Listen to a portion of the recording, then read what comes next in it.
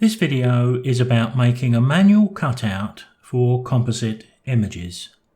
Now this sounds just a little bit crazy when you think we can just go to Select, Subject, and it's done for us, and it always works so well. Except in those times when it doesn't. Never mind, we can always go to Refine a Selection and we can make it all work great from there.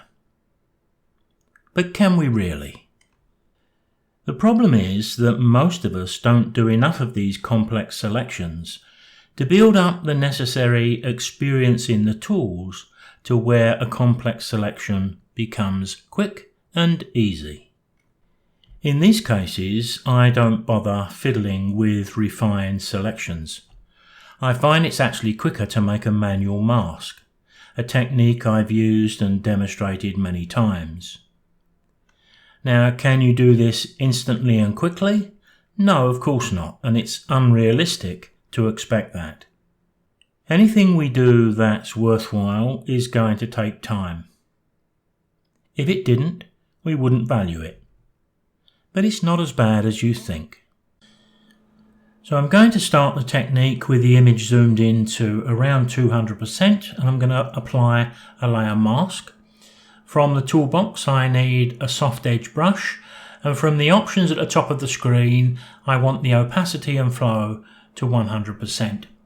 The technique involves clicking on the edge of the subject, holding the Shift key and clicking a short distance away.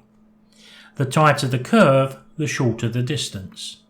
So if I wanted to go around this light, that was a little mistake, so Ctrl Z will undo that, I can make shorter steps. And it's amazing just how tight the curves can be, and we can make a selection round them. Now I'm working a little bit fast here because I'm conscious of the video time that I'm using up, but we can actually go around really tight curves. But when we get to straight edges, of course, we can move much faster. Now before I started making the outline around the outer edge of this car, I set my mask back to pure white and I set my iPhone timer. It's taken me 5 minutes and 18 seconds to go around the outer edge, and if I hold the Alt key and click the mask, there we can see it. What I need to do is to select my magic wand tool, click in the outside of that line, but then zoom in. Just take a look at it. Because we can see that this line is a little bit too far this way. We need to expand that selection. Go to Select, Modify, Expand. I reckon we only need 1 or 2 pixels. Let's try 2. We can see where the line is placed. I'll hit Ctrl 0 to fit this back on screen because what I'm about to do now is to flood that entire selection with black. Alt backspace will do that. Ctrl D will remove the selection. When I turn on the little eye, there we've got the vast majority of that car cut out. Now if you look carefully, you'll notice I've left the wheels and the running boards on the edge of the car a little bit proud.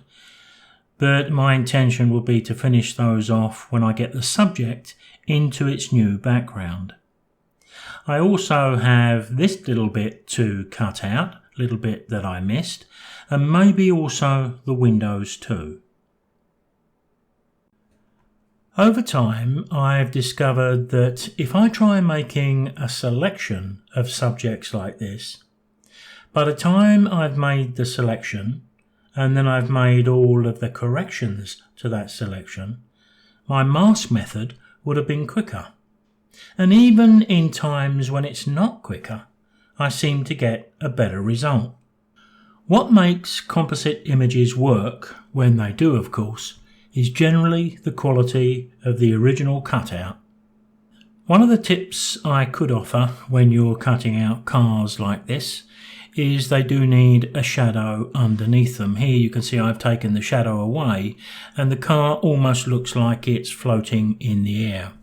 As soon as we put that shadow back, it anchors the subject nicely to the ground, and those shadows are pretty easy to create on a new blank layer in Photoshop.